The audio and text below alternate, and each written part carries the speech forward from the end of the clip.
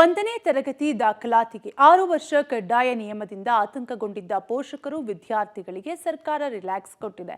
ಈ ವರ್ಷಕ್ಕೆ ಸೀಮಿತವಾಗುವಂತೆ ವಯಸ್ಸಿನ ಮಿತಿ ಸಡಿಲ ಮಾಡಿದ್ದು ಆತಂಕ ನಿವಾರಣೆ ಮಾಡಿದೆ. ಇದು ನಿಮ್ಮ ಪಬ್ಲಿಕ್ ಟಿವಿ ಇಂಪ್ಯಾಕ್ಟ್. ಒಂದನೇ ತರಗತಿ ದಾಖಲಾತಿ ವಯಸ್ಸಿನ ಮಿತಿ ಸಡಿಲ. 6 ವರ್ಷದಿಂದ 5.5 ವರ್ಷಕ್ಕೆ ವಯೋಮಿತಿ ಸಡಿಲ. ಪ್ರಸಕ್ತ ವರ್ಷಕ್ಕೆ ಮಾತ್ರ ನಿಯಮ ಅನ್ವಯ.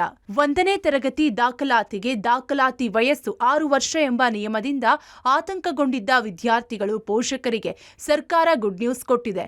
6 ವರ್ಷ ಕಡ್ಡಾಯ ಮಿತಿಯನ್ನ ಈ ವರ್ಷಕ್ಕೆ ಅನ್ವಯ ಆಗುವಂತೆ ಸಡಿಲಿಕೆ ಮಾಡಿದೆ. ಈ ವರ್ಷಕ್ಕೆ ಮಾತ್ರ ಅನ್ವಯ ಆಗುವಂತೆ ಒಂದನೇ ತರಗತಿ ದಾಖಲಾತಿ ವಯಸ್ಸನ್ನ 5 ವರ್ಷ 5 ತಿಂಗಳಿಗೆ ಸಡಿಲಿಕೆ ಮಾಡಿದೆ. ಈ ಸಂಬಂಧ ಸುದ್ದಿಗೋಷ್ಠಿ ನಡೆಸಿದ ಶಿಕ್ಷಣ ಸಚಿವ ಮಧು ಬಂಗಾರಪ್ಪ, ವಯಸ್ಸಿನ ಮಿತಿ ಸಡಿಲ ಈ ವರ್ಷಕ್ಕೆ ಮಾತ್ರ ಸೀಮಿತ ಅಂತ ಸ್ಪಷ್ಟಪಡಿಸಿದ್ರು. UKG ಪಾಸ್ ಆಗಿರಬೇಕು, 5.5 ಆಗಿರಬೇಕು, ಅದು ಈ ವರ್ಷಕ್ಕೆ ಮಾತ್ರ.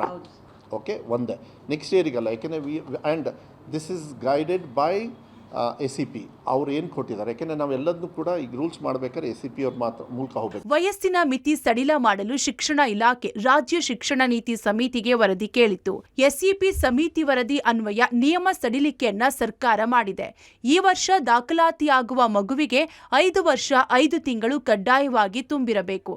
ಒಂದು ದಿನ ಕಡಿಮೆ ಇದ್ದರೂ ದಾಖಲಾತಿ ಸಾಧ್ಯವಿಲ್ಲ.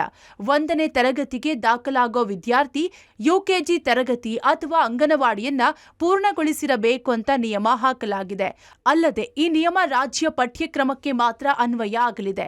ನೆಕ್ಸ್ಟ್ ಇಯರ್ಗೆ 6 ವರ್ಷ ಕಡ್ಡಾಯ ಅಂತ ಸಚಿವರು ಸ್ಪಷ್ಟಪಡಿಸಿದ್ದಾರೆ.